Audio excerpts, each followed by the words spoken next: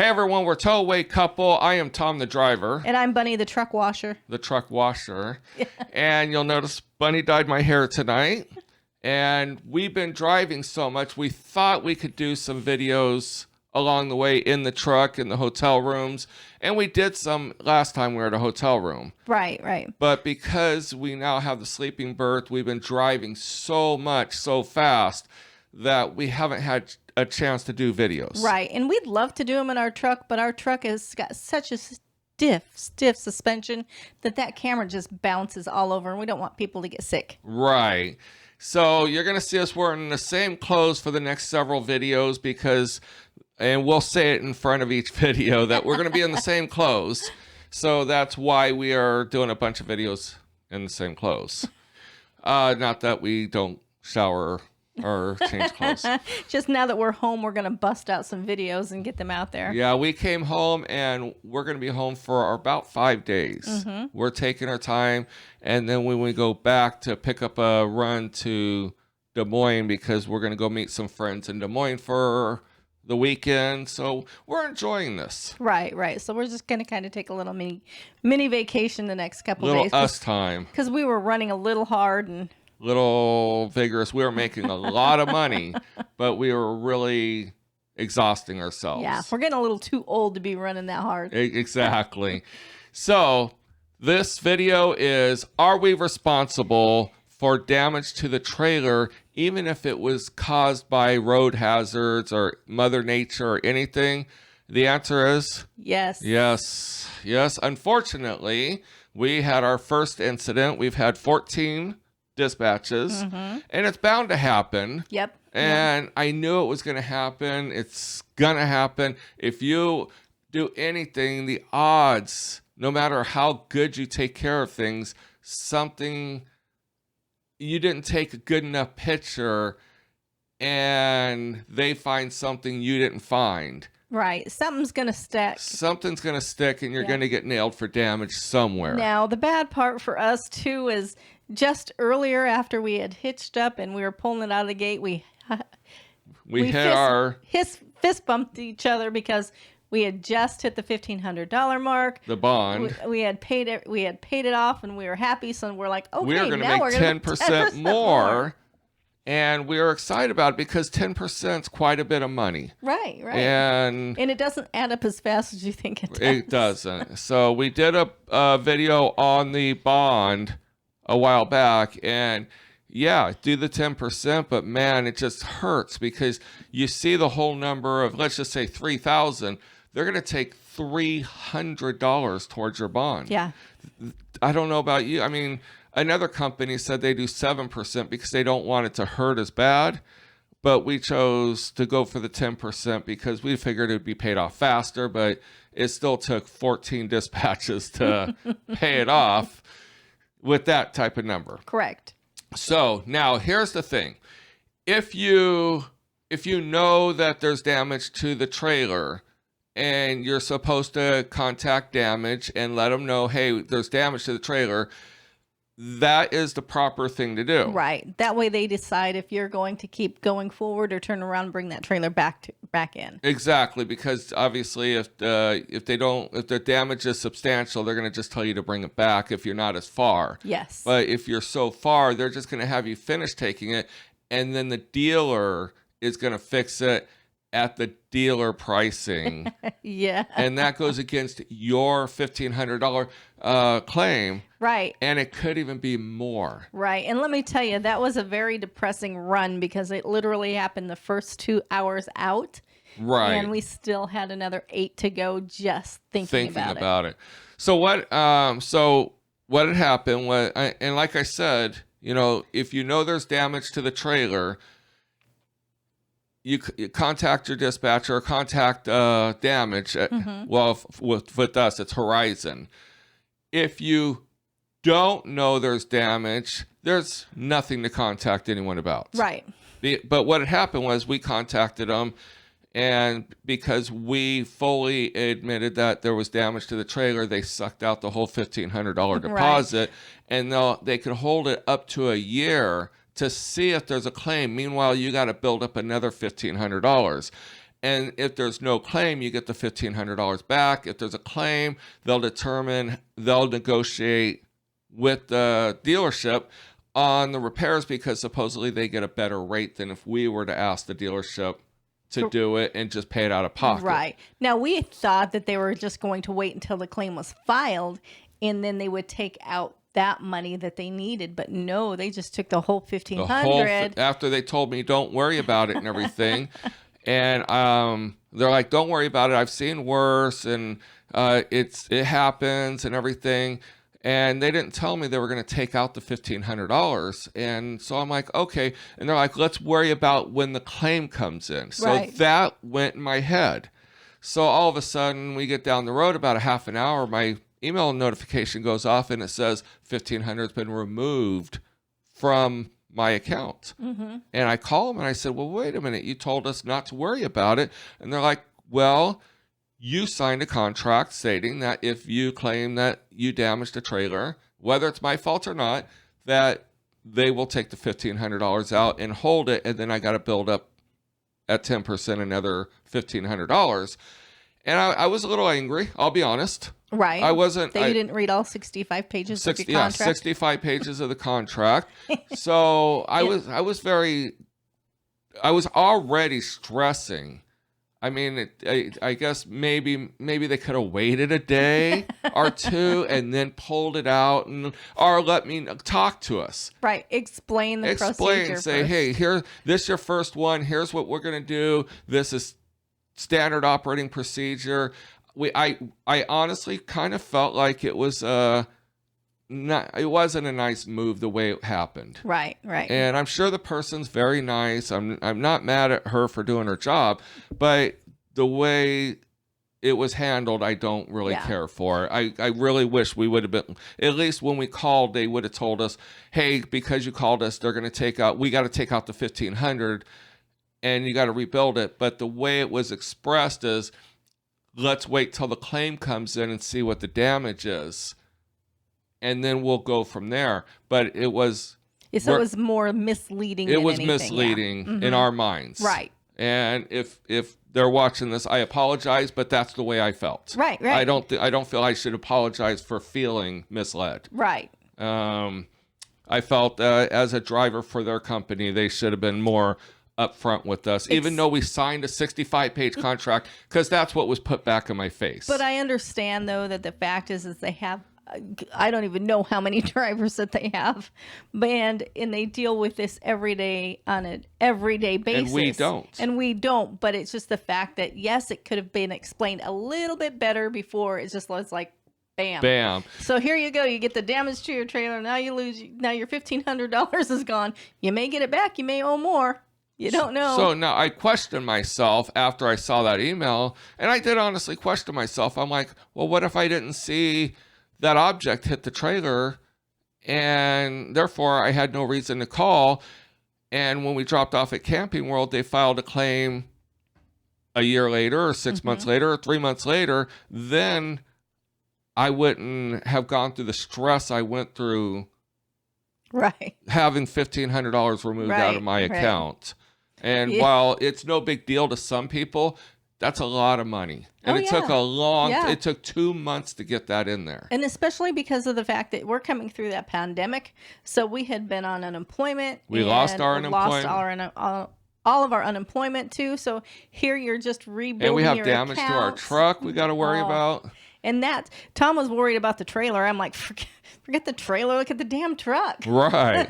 So here's what happened. Here's the story. And we're going to put pictures up where we're driving down the freeway. We're in a construction zone. It is the never-ending cone zone. I think every freeway is the never frickin' ending cone zone right now. And I swear to God, they're getting tighter and tighter between the because K-rails they want to save the workers, which I understand, but they're making it really hard on the drivers. Right, especially when those semis, they only look like they have about 2-inch clearances between them. So we're following a semi, and speaking of semis, and all of a sudden we see something kick out from the trailer and hit the K-rail, and then I hear it hit my truck, and I didn't know it hit the trailer. Right. But when I looked in the mirror, I could see something in the trailer, and I thought, oh my God, we're screwed.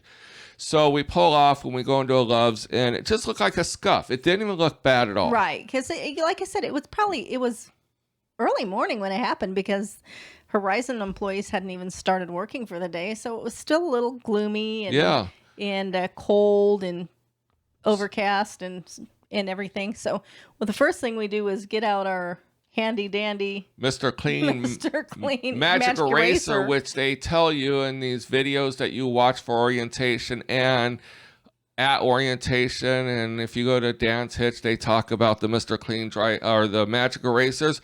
Let me just tell you one thing. It doesn't remove scratches. I knew it wasn't going to remove a scratch. We were trying. But what we were looking for was to try to remove the scuffing so the scratches didn't look as predominant as they did. And it did. It removed the scuffing but from it where also it removed the paint. Right. Because the paint's not that thick. So it actually went down to bare metal and it created more visual.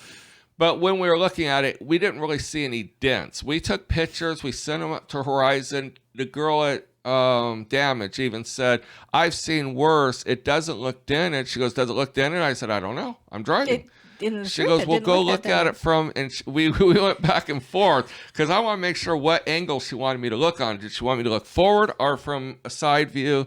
So she wanted me to look 90-degree side view and see if there's a dent. But I'll be honest, we pulled over and it didn't look that bad. Right. We're thinking, we might get away with this. We might get away with this. It might be just a little bit of paint. So I had this little plastic thing. We put wires in our truck. I went in there. I saw a little bit. So I kind of fixed the trim at the very edge. Yeah. And that I got that pretty straight. Right. But it still looked fine because it was cloudy and overcast. So as we're going and everything, we get to Camping World. And the side of my truck has this big old dent. And we're contacting all these paintless body repair people to get a quote. I don't know how it did not take paint off the truck. Right.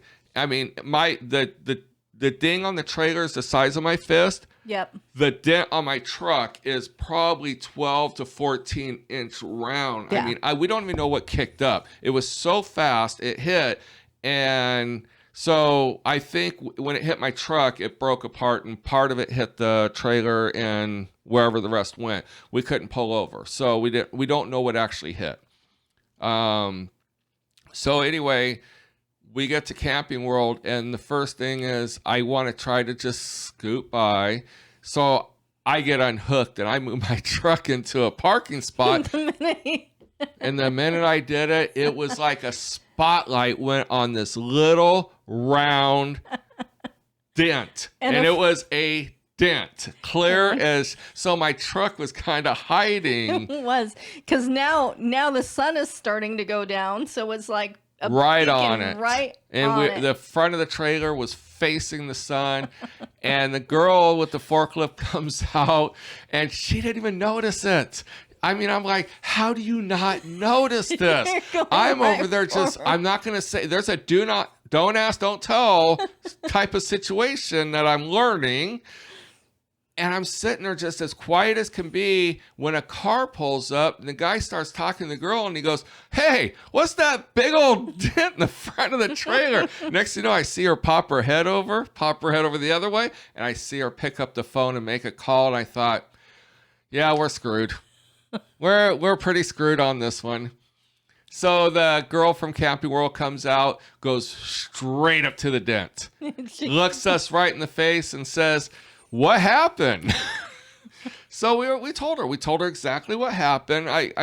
There's kind of a don't ask, don't tell. Well, she asked, so we kind of we're very honest people. That's our downfall sometimes. But we're like, look at our truck. Yeah, we're like, look at our truck took the brunt of it. And she kind of laughed and she goes, I have seen worse. And I'm thinking, I've heard that before. Yeah. Horizon told me that they've seen worse. I guess they said somebody took the whole side out with the K-rail. A K-rail. So watch your K-rails. she said somebody took out the whole front, the diamond plate, the rock panel up in the front. That was completely missing. She said she's seen a lot of stuff. She goes, it's not that bad. We talked to her for a while. We explained to her we weren't hiding anything. We wanted them to do their inspection, and we were going to talk about it. So that's plus the fact that she hadn't even come out yet. Right. It was the girl from the yard that made the phone call to let her know. Right. So, but we like I said, we weren't going to hide anything. It's best to just sit back, let the people do their inspection, let them sign off, and just be on your way. Don't point anything out on the trailer. Even if you spotted it in the yard and you noted it and you took good pictures, just let them figure it out. You're not hiding anything. You did your inspection. You took a bunch of pictures. Mm-hmm. Therefore, I have heard people that thought they took good pictures and they pointed stuff out and the pictures weren't as good as they thought and they got nailed for the damage. So just zip your lip. Don't say nothing. If they ask you, they've already seen it. They're going to file a claim on you. Right. And it just so happened the fact that, we come rolling in there with damage. So now they're going to take extra. We were there. Normally when we drop off a trailer, we're there for maybe 15 minutes. Yeah. I mean, that's an inside and outside inspection. We're very nice, cordial. They're very nice and cordial. We're never rude because we represent Horizon. Mm-hmm. And even if we're having a bad day, it shouldn't reflect on them. No. Because if you give them attitude, they are going to spend every minute they can to make your life a living hell. And let's put it this way. They were so thorough on that inspection. And I don't know if they normally are, or if it's just because it came rolling in with damage. But during the pre-trip inspection, I had found 5 little tiny scratches. She had to literally point them out to me. And then, even then, when between inspecting and going to write it down, I had to come back and re-find it. Yeah, and then she's like, it's somewhere over here. They found all of them. They found them, but so luckily we had taken pictures and noted that. Oh, and we take such good pictures. It didn't help us with this damage, but we're going to be doing a video on how we pre-trip a trailer. And they say, minimum of 8 pictures. I take about 90 to 100 pictures on the pre-trip. And on the post-trip, I take about the same amount of pictures. Right. And if I even see I know we watch them. We don't actually get over their shoulder or anything. But we watch them. And if they focus on an area, I go take more pictures of that specific area. Mm-hmm. And if they make a comment, I literally take 40 more pictures of just the area of comment. Right. And now we've definitely learned to make more pictures of the awnings, because we had the situation where we came rolling in there and the awning wouldn't open. Now, we're not supposed to check the awnings or the slides. We don't touch all that stuff. So when we roll in there and he's like yelling at us that the awning isn't, it was a fuse, and he's taking it and trying to pull it open. So now it's pulled away. It's almost damaged. It looks a little damaged. And then he comes back and goes, oh, it's a blown fuse. And I'm like, can you put no driver damage on there? Because he's the one that pulled the awning. He goes, no, I won't do that ever. So I'm over there like, great. So I went back and took another 30 pictures of that awning to show where the back was pulled out farther than the front. He literally was shaking the heck out of it. Mm-hmm. And it could be your fault. So make sure. So now, again, we'll do the pre-trip, right? Because I've learned about taking pictures of the jack stands. Mm-hmm. I mean, every little thing you could be responsible for. Right. Now, going back to this particular damage, like I said, yes, they did drive the whole 1,500. Hopefully it won't take it all. I'm not holding my breath on that one. We don't know. But we're ill to our stomachs still. But they did say, though, that this will probably be taken care of right away. Because they'll have that trailer sold within a couple weeks, so they'll have their claim done in a month, they said. As a matter of fact, as we're walking in there, one of the salesmen goes, can I help you? And I'm like, oh, I'm dropping off the unit. I'm just waiting for her to finish the paperwork. And he goes, oh, the big one? And I go, yeah. And he goes, oh, I have a buyer for that already. They came in here 2 days looking for it. And I told him it had damage because we'd already talked to the girl. And he goes, oh, we'll have a scratch and dent sale. Yeah. But anyway, with all that said and done, we'll do a part 2 of this to let you know what happens once a dealership files a claim, how Horizon handles it, how it's handled with us, from Horizon to us, because that's who we work for, and how we feel it got resolved. Right. So I mean, we know we're responsible. You're even responsible if it hails. I mean, if you got nowhere to hide the trailer and it hails on the trailer, you're ultimately responsible. And I disagree with that. My biggest fear is one of these days we're going to get caught. Because you get caught in the rain. There's no way to hide from it. They want you to pull it underneath a gas station awning or maybe a bridge. But the problem is, if you're on an open road 20 miles from a gas station or a bridge, and it hails, you're going to get screwed. Or yesterday coming through Tennessee, there was clouds, but I mean, there weren't storm clouds, and we were stuck in traffic, and all of a sudden just downpoured. So are you responsible for hail damage? Yes, you are. I would probably, the best advice is, if you can't get it under a gas station awning or under a bridge as quickly as possible, just pull over and stop so you're not driving 50 miles into ice. Right.